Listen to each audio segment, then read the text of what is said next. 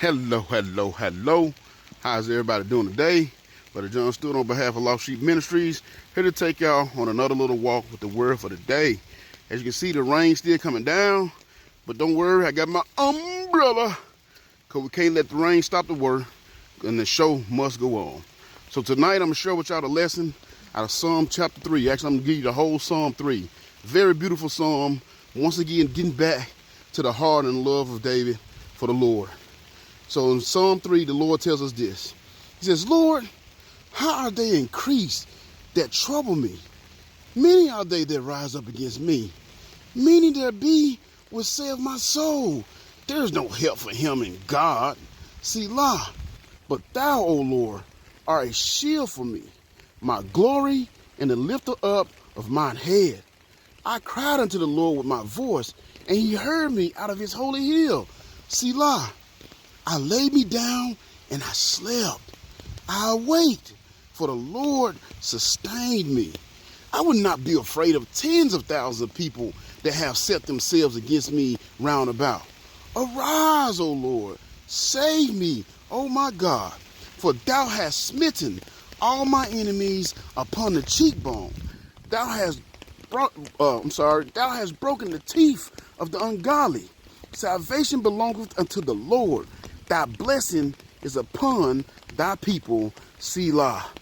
Man, I'm so glad that we get back to the beauty of David's love for the Lord and away from all this foolishness and ugliness that he got himself into. You know what I'm saying? The love of God, David, man, I hate to have to go through that, but I had to give y'all the whole truth, so we went through it. You know, but look at these verses.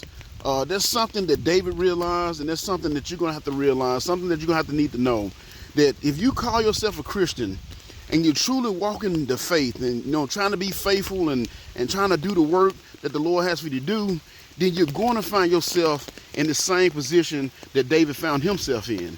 And that's the position of feeling like that sometimes it's you against the world. And honestly, in our reality, you are really fighting against the world, literally, because Satan is the prince of this world. You know, now don't get it twisted. Yes, the Lord is still in control, but he has allowed Satan to have dominion over this world so he can test his people. And that's why the world hates you if you are a Christian. It hates Christianity altogether.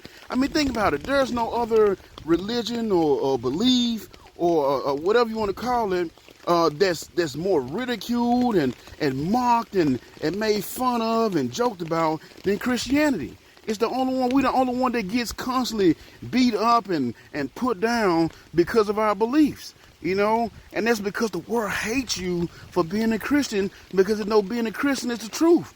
I mean, think about all this world does to try to get you to rebel or to pull away from God. I mean, first thing they try to do, they try to convince you that God don't exist, and they try to make you feel foolish for believing so.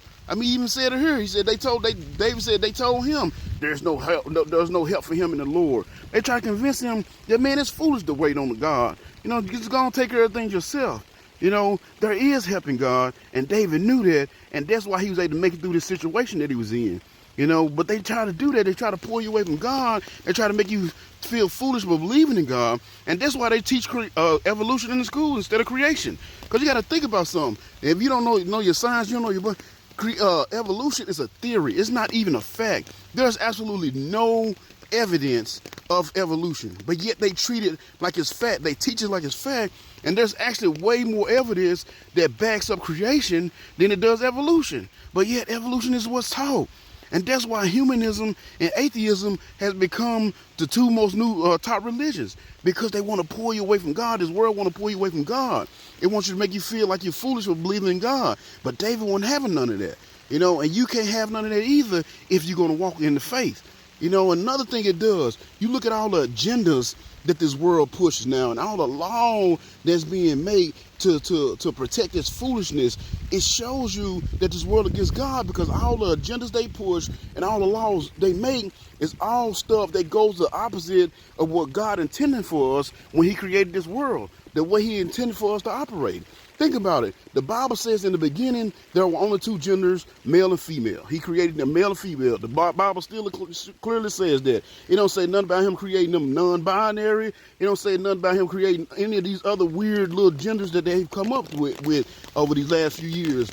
But The world say, man, there's thousands of genders, and you can be whichever one you want. Matter of fact, you can choose a different gender every day. There's how you feel that's going to be what your gender is going to be. You know what I'm saying? And just forget about what your Creator has already established you. Just forget about what your Creator already made you to be. You can be what you want to be. And that's what this world teaches us, and that's something you have to fight every single day to say, no, I'm either a male or I'm a female. But today's time, if you say that, they make you look foolish for saying that, and that's fact. You know, it's insane. You know, the Bible say that male and female, not only is it just male and female, but the male and female, they're supposed to be together because they need each other.